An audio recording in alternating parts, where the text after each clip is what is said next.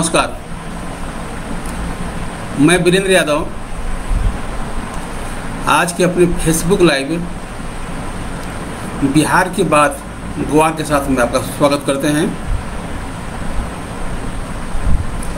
आज हम आपसे बातचीत करेंगे 2015 के विधानसभा चुनाव में कुछ उम्मीदवारों से बातचीत पे आधारित बातचीत करेंगे आपसे हम, जिसमें हम उन उम्मीदवारों से हमने बातचीत की और जानना चाहा कि अभी क्या कर रहे हैं वो, उनके लिए अभी क्या संभावना है, नए समीकरण में उनके लिए कहाँ क्या जगह बन रही है। इन्हीं मुद्दों को लेकर हमने अपने कुछ उम्मीदवारों से बातचीत की, जो आपसे चर्चा करेंगे उनके अनुभवों का, उनकी संभावनाओं का, उनकी समस्याओं को आपसे साझा करने का प्रयास करेंगे। तो आपको बता दें कि हम एक अगर आप बिहार की राजनीति चुनाव में, बिहार की पॉलिटिकल गतिविधियों में आपकी रुचि है, बिहार के चुनाव में आपकी रुचि है, तो हमारी एक पुस्तक है, देखिए इसका नाम है राजनीति की जाति। ये मासिक पत्रिका है राजनीति की, ये हमारी मासिक पत्रिका है वीरेंद्र यादव न्यूज। और पिछले 5 सालों से छप रही पत्रिका, हर महीने छपती है। उस पत्रिका का पूरा संकलन है ये किताब, नाम है राजनीति की जाति। इसमें बिहार के 2008 में हुए परिसीमन के बाद सभी चुनावों का डिटेल विवरण है। इसके अलावा ये भी कि किस विधानसभा क्षेत्र में किस प्रमुख जातियों की कितनी आबादी है, लोकसभा में जातियों का बराबर बसावट क्या है, पिछले चुनाव में 9 के बाद जो चुनाव हुए लोकसभा विधानसभा के, उन चुनावों का आंकड़ा पूरा डिटेल्स दिया हुआ है। तो अगर आप चुनाव लड़ना चाहते हैं या चुनाव किसी को लड़वाना है या बिहार में रुचि आपकी है, बिहार की पॉलिटिक्स में, तो किताब आपको जरूर पढ़नी चाहिए। बिहार की पॉलिटिक्स में सबसे ज़्यादा महंगी पुस्तक है, मैं कहता हूँ सबसे महंगी पुस्तक है और सबसे उपयोगी। इतना कम कीमत में इससे ज़्यादा डाटा आपको कहीं नहीं मिल सकता है, क्योंकि सब डाटा ऐसा नहीं कि कोई डाटा हम बहुत ज़्यादा, सब डाटा चुनाव आयोग की साइट पर उपलब्ध है, इसमें कोई दौरा नहीं है, चुनावी जो आंकड़े हैं, लेकिन उसका विश्लेषण कहीं नहीं मिलेगा आपको जो किताब में मिलेगा। तो महत्वपूर्ण आंकड़ा महत्वपूर्ण नहीं है, महत्वपूर्ण आंकड़ा का विश्लेषण। और इस पूरी पुस्तक में मैंने इस किताब में पूरे 2009 के बाद के चुनाव का पूरा आंकड़ों का विश्लेषण किया है, उनके जातिगत स्वरूप का विश्लेषण किया है, उम्मीदवारों की जाति का विश्लेषण किया है, जीतने वाले उम्मीदवारों की जाति का विश्लेषण किया है, हारने वालों का विश्लेषण किया है। इतना डिटेल्स बिहार की राजनीति पर, इससे ज़्यादा डिटेल्स आपको कहीं नहीं मिलने वाला है। आप लाख खोजते रहिएगा, लाखों रुपये लगा के भी इतना सारा डाटा आप एक जगह नहीं तलाश सकते हैं। तो अगर बिहार में चुनाव लड़ना है आपको, अभी चुनाव का मौसम है, चुनाव के लोग तैयारी में जुटे हुए, लोग बायोडाटा बना रहे हैं, अपने क्षेत्र का इतिहास बता रहे हैं, भूगोल बता रहे हैं। तो आपके इस क्षेत्र के इतिहास और भूगोल को समझने में भी आपका ये किताब काफ़ी मददगार साबित होगी। तो आप किताब खरीदें, पढ़ें और चुनाव में जुट जाएँ। दूसरा ये कि आप हमारा ये वीडियो यूट्यूब चैनल वेब समाचार 24/7 पर भी देख सकते हैं। इसके अलावा अगर आप चाहते हैं कि हम आपको आप हमसे जुड़े रहें, हमारी खबरों से आप जुड़े रहें, हमारी खबर आपको व्हाट्सएप और मेल पे मिलता रहे, तो आप अपना व्हाट्सएप या ईमेल आईडी हमारे फेसबुक अकाउंट में डाल सकते हैं। नंबर हमारे व्हाट्सएप भेज सकते हैं आप। मेरा व्हाट्सएप नंबर है 9199910924। एक बार फिर सुन लीजिए, 91999104, नहीं सॉरी 9199910924। तो अब हम बात करते हैं पिछले साल के उम्मीदवारों से जिनसे मैंने कल बातचीत की, उनका अपना क्या सोच है, क्या सोचते हैं, और आगे उनके लिए क्या रास्ता है, क्या बंधन या बाधक चीज़ें आ रही हैं सामने। उसमें मैंने सबसे कल मैंने बात की शुरुआत की,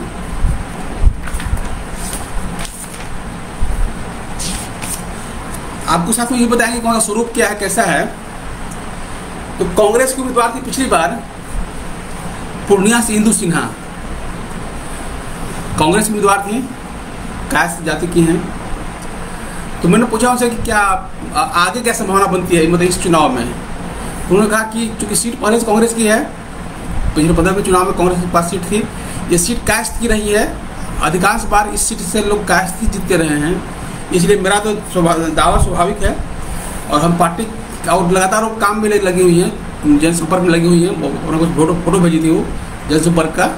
तो उन्होंने वो मान के चल रही है कि 2020 के चुनाव में भी उन्हें कांग्रेस का टिकट, महागठबंधन का टिकट मिलेगा और उसी इधर से तैयारी भी कर रही हैं।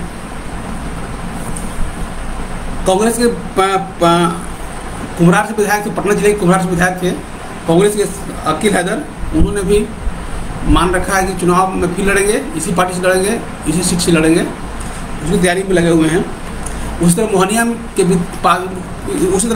कैमूर जिले के मोहनिया में कांग्रेस के उम्मीदवार थे संजय पासी, कांग्रेस के उम्मीदवार थे मोहनिया में संजय पासी। वो भी मानते हैं कि इस बार टिकट पार्टी फिर हमें देगी, अच्छा वोट आया था, मार्जिन बहुत हार की मार्जिन बहुत कम था, वहाँ से चुनाव जीते हैं भाजपा के, लेकिन चुनाव हार गए थे कांग्रेस के संजय पासी। उन्हें भरोसा है कि पार्टी में फिर टिकट देगी और फिर नए सिरे से नए संघर्ष के साथ चुनाव में लड़ेंगे। वारिसनगर से विधायक उम्मीदवार थे पहले पिछली बार एलजेपी के चंद्रशेखर यादव, और विभूतिपुर से थे रमेश सिंह भूमिहार जाति के हैं। तो वारिसनगर के जो उम्मीदवार थे चंद्रशेखर यादव एलजेपी के, उन्होंने कहा कि अब गठबंधन में सीट कहाँ किसके कोटे में जाता है उसके बाद ही हम कुछ तय करेंगे क्या करना है क्या नहीं करना है, लेकिन फिलहाल पार्टी के साथ जुड़े हुए हैं, पार्टी के कार्यकर्ता हैं, पार्टी जो जिम्मेदारी देगी उसका निर्वाह करेंगे।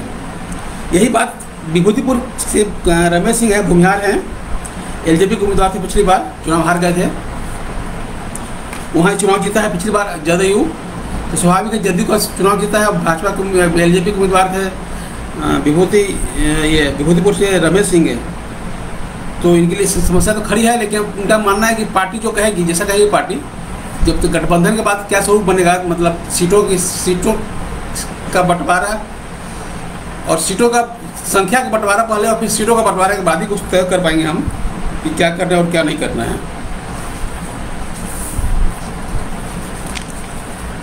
पिछली बार जाले से विधायक उम्मीदवार थे जदयू के ऋषि मिश्रा, उनके खिलाफ चुनाव में लड़ रहे थे, भाजपा के उम्मीदवार थे, चुनाव जीते थे वहाँ से। तो ऋषि मिश्रा से मेरी बातचीत हुई तो उन्होंने कहा कि पहले जदयू के उम्मीदवार थे, लेकिन बाद में उन्होंने जदयू को छोड़कर कांग्रेस ज्वाइन कर लिया था। तो चूँकि कांग्रेस का ज्वाइन करने के बाद उनके लिए कोई संकट नहीं है टिकट को, मानते हैं कि टिकट कांग्रेस का मिल जाएगा, वहाँ सीट भाजपा का है, महागठबंधन में किसी और की पार्टी कोई दावा यहाँ पे नहीं है, इसलिए उनके लिए सीट टिकट मिलना मतलब आसान है या मिलना पक्का है। और उसमें तैयारी भी कर रहे हैं चुनाव का, अपने क्षेत्र में लगे हुए हैं, चुनाव की तैयारी में लगे हुए हैं। पिछले बार बैकुंठपुर से उम्मीदवार थे जदयू के, तत्कालीन विधायक भी थे, जदयू के उम्मीदवार थे मंजीत कुमार सिंह उस सीट पे जीते हैं। भाजपा के उम्मीदवार मिथिलेश तिवारी बैकुंठपुर से चुनाव हारे थे मंजीत सिंह जदयू के। अब इनके साथ संकट ये है कि ये सीट भाजपा की है, भाजपा की सीटिंग सीट है, तो ऐसी स्थिति में इनके लिए क्या संभावना बनती है कहना बड़ा मुश्किल है।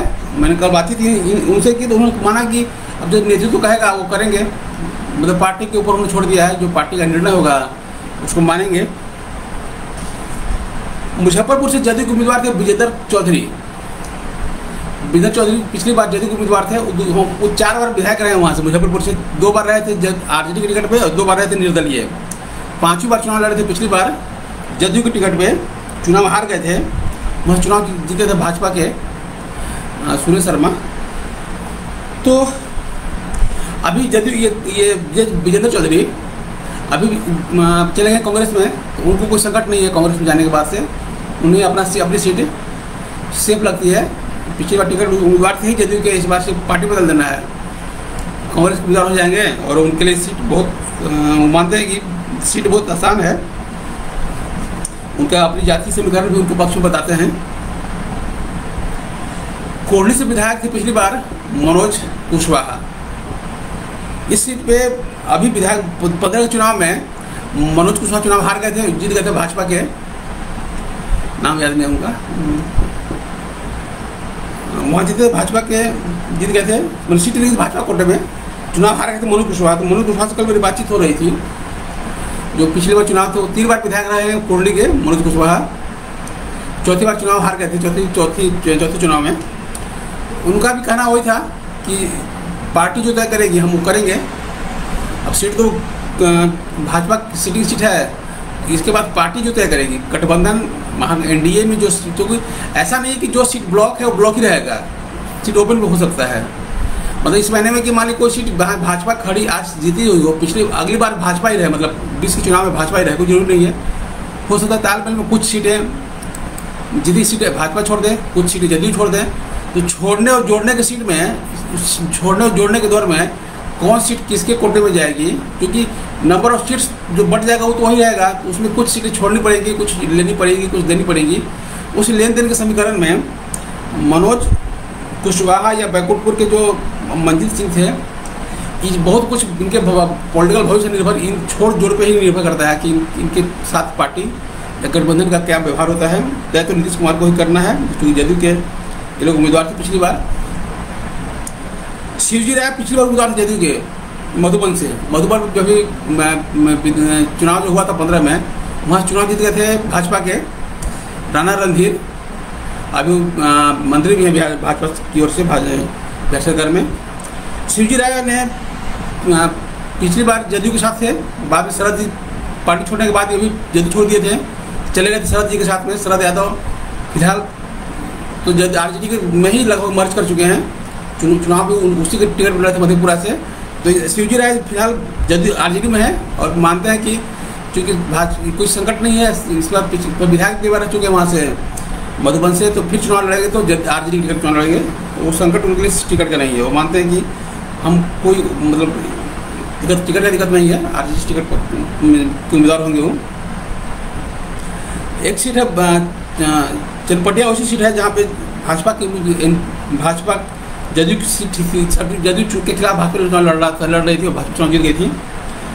भीष्म साहनी बगहा से उम्मीदवार थे पिछली बार, वो सीट चली गई थी भाजपा के कोटे में, मैंने भाजपा सीट जीत गई थी वहाँ से बगहा से। हालांकि बाद में भीष्म साहनी एमएलसी बन गए हैं, तो इसलिए भाजपा के लिए कोई दिक्कत नहीं है सीट में, क्योंकि सीट का यही जो दावेदार थे मुख्य जदयू के चले गए एमएलसी बन गए हैं।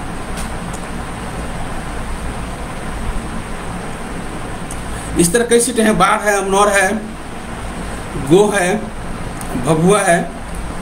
इन सीटों पे पिछली बार जदयू के उम्मीदवार थे और चुनाव जीत गए थे वहाँ से भाजपा के। तो जो चुनाव हार गए, तो राजनीति में हारे तो सब कुछ हार गया, लगभग यही हो जाता है। तो बाकी तो संभावनाओं कोई है कि कोई अंत नहीं है। जैसे मैंने कहा कि लेन देन के चक्कर में कुछ उम्मीदवारों की दावेदारी पिछली बार चुनाव हार गए थे, इस बार उनके लिए बेहतर भी हो सकता है। ऐसा नहीं कि एकदम ब्लॉक ही हो जाएगा उनके लिए। लेकिन प्रमोद घोष से रणविजय कुमार थे उम्मीदवार, पिछली बार भभुआ से थे प्रमोद कुमार सिंह, अमनौर से थे मनप्रीत सिंह और बाढ़ से थे मनोज कुमार सिंह। ये चारों सीटों पे पिछली बार जदयू के उम्मीदवार थे और भाजपा चुनाव जीत गई थी। तो देखते हैं क्या होता है चुनाव। इनकी उम्मीदवार से बात नहीं हो पाई। पिछली बार हिसुआ से उम्मीदवार थे जदयू के कौशल यादव, जीते थे वहाँ से भाजपा के उम्मीदवार। हिसुआ भाजपा सीट जीत चुकी थी, लेकिन कौशल यादव बाद में नवादा से उपचुनाव में विधायक बन गए, तो उनके लिए कोई संकट नहीं है। नवादा से है उम्मीदवार जदयू के। बाकी हम कोशिश करेंगे कि जो भी उम्मीदवार पिछली बार चुनाव हार चुके हैं या जो नए नए लोग दावेदार खड़े हो रहे हैं विधानसभा चुनाव में, हम उनसे बातचीत करें और आपको यही बताएंगे कि किन के नामों की कहाँ संभावना चल रही है, कहाँ क्या अफवाह चल रहा है या दावेदारी चल रही है। जैसे कि अभी कुछ लोग, मेरी जो बात हो रही थी कुछ उम्मीदवारों से, उसमें औरंगाबाद गो विधानसभा सीट से भीम सिंह पूर्व विधायक, मतलब नवीनगर पूर्व विधायक भीम सिंह मानते हैं या कि उनके लिए गो से टिकट कन्फर्म हो गया है, मतलब सर पार्टी को से ये कह दिया गया कि आप तैयारी कीजिए। उसी तरह मंटू ये डब्लू सिंह विधायक थे पहले नवीनगर के, इस बार आरजेडी से चुनाव लड़ना चाहते हैं वो नवीनगर से, तो शायद उन्हें भी पार्टी नेतृत्व से हरी झंडी मिल गई है। लेकिन ये सब फिर अनुमान है, कंफर्मेशन नहीं है कि वो का कंफर्म हो ही गया। चूँकि दावा कर रहे हैं तो लोग मान भी रहे हैं और उसी पे चल भी रहे हैं। एक बेलदौर से हैं सुशांत यादव, उनकी पत्नी जिला परिषद है खगड़िया की, वो भी काफ़ी लगातार लगे हुए दिन रात उम्मीदवारी के लिए आरजेडी की ओर से। सिकटा से दावेदारी कर रहे हैं आरजेडी के ही बीना यादव। उनका कहना है कि इस सीट पे आरजेडी की स्थिति बहुत पहले से अच्छी नहीं रही थी, लेकिन पिछले 5 सालों से उन्होंने काफ़ी काम किया है उस सिकटा विधानसभा सीट पे लोगों से बातचीत करते रहे, लगातार लोगों के बीच जाकर लालू यादव की जो नीति है, सिद्धांत है, उसका प्रचार प्रसार करते रहे हैं। तो उनका ये मानना है कि उसी सीट पे दावा भी कर रहे हैं। इसके अलावा हम आपको और बताएंगे कि कौन कौन सीट पे कौन, हम तो ये नहीं कहते कि उनको टिकट कंफर्म है या नहीं मिल रहा है, उनका अपना दावा क्या है, हम उनके दावों के हवाले से अपनी बात रखेंगे। हम अपनी ओर से कोई नहीं कहेंगे कि उनको कहाँ टिकट मिल रहा है, कौन को कट रहा है, किस, बस इतना बताएंगे कि जिनसे मेरी बात हो रही है उनका क्या दावा है, और हम उनके दावों को आपको पहुँचाएंगे किस पार्टी से। कि इन ऐसे दावों को औचित्य नहीं है, लेकिन चुनाव में टिकट बंटवारे में, लेकिन चुनाव में ऐसे दावों, इस तरह के दावे भी अपनी कभी कभी बड़ी भूमिका का निर्वाह करते हैं कि भाई कौन कहाँ से दौड़ रहा है। प्रकाश चंद्रा जी हैं, प्रकाश चंद्रा हैं, डॉक्टर प्रकाश चंद्रा दाऊद में गोबरा से प्रयासरत हैं, आरजेडी की ओर से सीट पहले, अभी भी वहाँ से आरजेडी के विधायक हैं, लेकिन इसके साथ ही वो अपना प्रयास भी कर रहे हैं कि अगली बार टिकट उन्हें मिल जाए, उसके लिए वो भी जितना संभव कोशिश कर रहे हैं। इस तरह अनेक सीट हैं जहाँ पे अनेक दावेदार हैं, जहाँ पे लोग लगे हुए हैं। सबसे बड़ा जो अभी हमें जो चीज़ समझ में आ रही हैं, लोगों से बातचीत जो करते हैं तो बड़ा पेच आता है गठबंधन को लेकर ही, कि कौन सी सीट किस खाते में जाएगी तय नहीं है।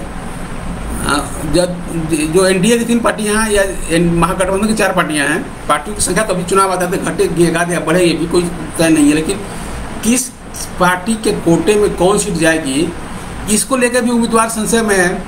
मान लीजिए पिछली बार जो सीट एलजेपी के कोटे में थी, इस बार एलजेपी को मिलेगी कोई गारंटी नहीं है, क्योंकि उसमें नए दावेदार भी आ गए हैं, नए सहयोगी आ गए हैं। उसी तरह इधर महागठबंधन का भी हो गया है। तो कुल मिला के जो घालमेल है सीटों का, बहुत आसान नहीं है कि कौन, जब तक ये फाइनल नहीं हो जाए कि किस सीट पे किस पार्टी ने टिकट तय किया है, उसके बाद अंतिम राउंड का दौर शुरू होगा कि उम्मीदवार कौन होगा। अभी उम्मीदवारों की चयन कोई बात ही नहीं, अभी मुख्य बात है अभी लोग अपने अपने स्तर पर प्रयास कर रहे हैं निश्चित रूप से कि टिकट हमें मिले।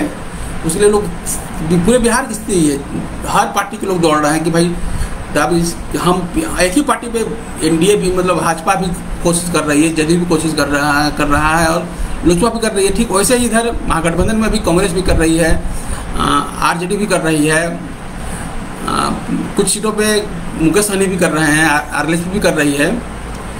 तो कोशिश हर सीट पे हर पार्टी की है, लेकिन अंतिम निर्णय पार्टी के अंतिम स्वरूप वो तभी होगा जब चुनाव की घोषणा हो चुकी होगी, नामांकन का समय आएगा, तभी फाइनली स्वरूप तक बन के उभरेगा कि कौन कहाँ से चुनाव लड़ना है, किस पार्टी को कौन सीट जा रही है।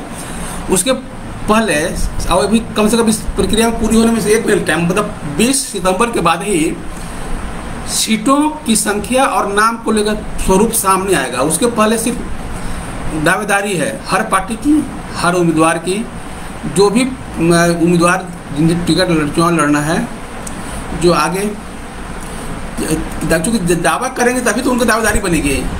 तो दिखाना पड़ता है कि हमारा पार्टी का बेस क्या है।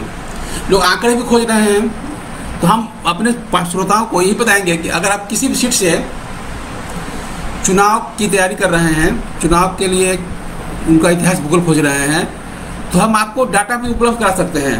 तो 1990 से लेकर 2015 तक किसी खास सीट पर किस पार्टी किस उम्मीदवार को कितना वोट मिला था। 1990 से 2015 तक 7 चुनाव हुए विधानसभा के। इन 7 चुनावों में किस सीट पे, बिहार का कोई सीट हो 243 में कोई किसी सीट पे, किस सीट पे किस पार्टी को कितना वोट मिला था।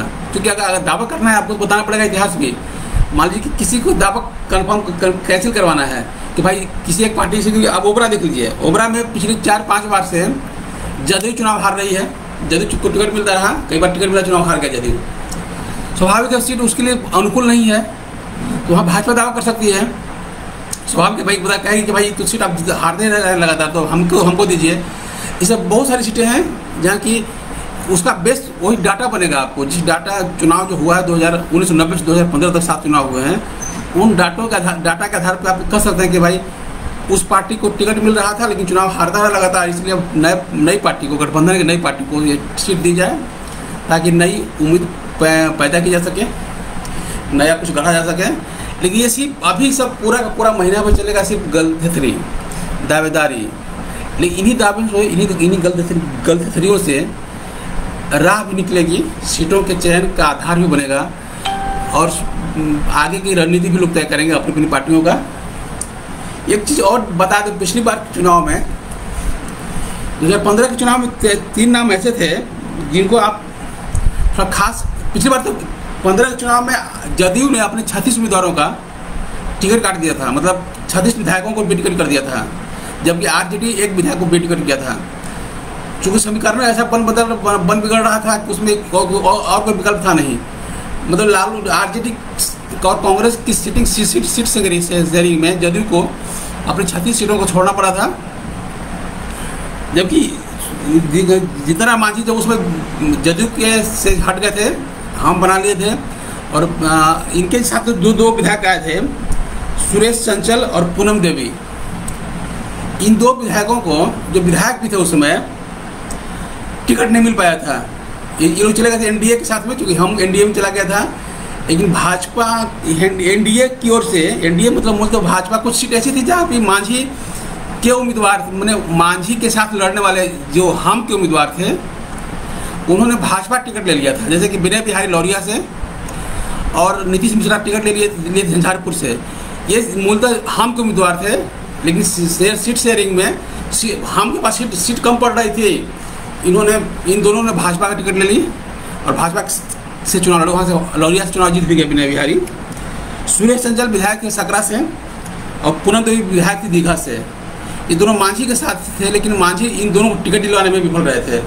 ये दोनों मांझी के होके भी बेटिकट रह गए थे पिछली बार राजनीति ये चुनाव से। और एक विधायक थे इस्लामपुर के राजीव रंजन, ये जदयू के विधायक थे। ये चुनाव के कुछ दिन पहले, मतलब नीतीश से नाराज होकर भाजपा में आए थे, लेकिन भाजपा ने भी इनके साथ अच्छा नहीं किया। मतलब ये भाजपा में आए लेकिन टिकट इनको नहीं मिला। एक विधायक हो के भी, पार्टी बदल के भी बेटिकट हो गए थे।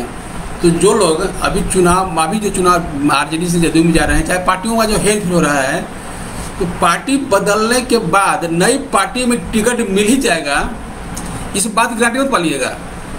इसके कई उदाहरण है। पिछले चुनाव में इस मैंने कहा कि इस्लामपुर के विधायक जो जदयू के थे, भाजपा में गए थे, भाजपा ने उनको बेटिकट कर दिया।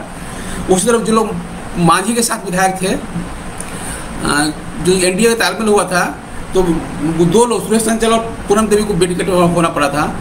तो पार्टी बदलने के बाद टिकट कन्फर्म ही हो, ये भ्रम पालने की जरूरत नहीं है। जो भी लोग जिस पार्टी में जा रहे हों, चाहे भाजपा से आरजेडी में, आरजेडी से जदयू में जाए, जदयू से भाजपा में जाए, जो जहाँ जा रहे हों, जो भी लोग घुड़दौड़ में शामिल हैं, उछल कूद कर रहे हैं, बंदर हनुमान कूद, बहुत अपने आप सेफ न माने कि पार्टी बदल टिकट पक्का कर ले रहे हैं। हाँ, भरोसा जरूर मिला होगा टिकट दे देगा आपको हम, लेकिन चुनाव आता है समीकरण में कौन कहाँ लंगी मार दे आपको, ये भी गारंटी नहीं कि आप जिस पार्टी में बने हुए हो वहाँ टिकट सेफ आपका है। जो भी विधायक हैं, 242 विधायक हैं, इनमें से कम ऐसे 38 से 32 विधायक जरूर ऐसे हैं जिनका टिकट पार्टी में हो या ना हो, कटना कन्फर्म है। तो कौन हो सकते हैं, इसके लिए कहना बड़ा मुश्किल है, क्योंकि वो सब निर्भर करता है समीकरणों पे, गठबंधन के टिकट बंटवारे पे, टिकटों की संख्या पे। तो इसलिए जो लोग विधायक हैं उनको भी खतरा है, जो पार्टी बदल रहे हैं उनको भी खतरा है, और जो पार्टी में ज्वाइन कर रहे हैं उनको भी खतरा है, क्योंकि पूरा खेल तो खतरों का है राजनीति का। तो राजनीति के इस खतरे के खिलाड़ी जो लोग हैं पॉलिटिक्स में, हम उन्हीं लोगों से लेकर, उन्हीं से बातचीत करके आपके साथ अब रोज लगातार शेयर करेंगे, साझा करेंगे, बताएंगे कि कौन कहाँ से क्या कर रहे हैं। आपको एक बता, कल एक मुलाकात हुई हमारी,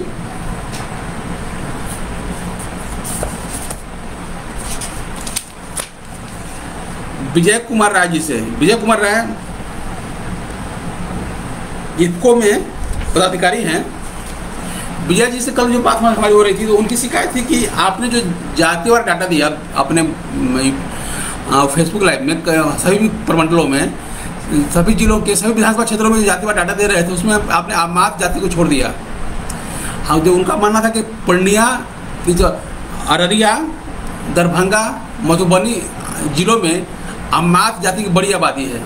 उन्होंने कहा, उन्होंने हमें किताबें दी, सामाजिक और राजनीतिक इतिहास के आईने में अमात जाति, देखिए किताब ये है, सामाजिक और राजनीतिक इतिहास के आईने में अमात जाति। इसके लेखक हैं राम श्रेष्ठ राय, ये भी सरकारी कर्मचारी थे, संभवतः वो रिटायर चुके हैं। इस किताब में पौराणिक ऐतिहासिक तथ्यों के आधार पर बताने का प्रयास किया गया है अमात जाति का इतिहास। इसके साथ ही जो अंग्रेजी राज के दस्तावेज उपलब्ध थे विभिन्न संग्रहालयों में या अभिलेखागारों में, वहाँ से संकलित करके भी इस किताब में आंकड़े जुटाए गए हैं, ताकि अपनी बात को लेखक काफ़ी प्रमुखता से, काफ़ी तर्कों के साथ, तथ्यों के साथ रख सकें।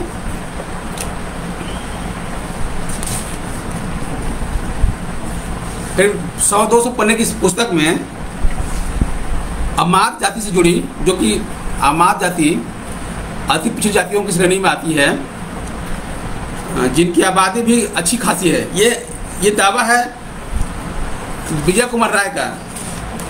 विजय कुमार राय अमात विकास परिषद के कोषाध्यक्ष भी हैं।